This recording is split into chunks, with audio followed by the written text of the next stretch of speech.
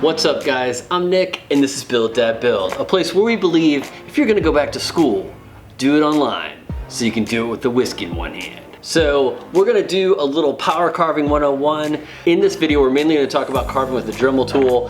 What makes your Dremel so versatile is gonna be the burrs that you can use with it. You've got your bit, that's the carvy part. Fine grit, or a lot of times you'll hear them referred to as diamond burrs, and that's gonna be like your sandpaper. Medium bits are usually used for shaping and some small material removal.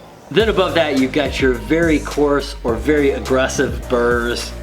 You'll know them when you see them, but they are delicious, my friends. And once you get into the very aggressive bits, you're really only gonna be able to pick those up from more well-known companies like Kutzall.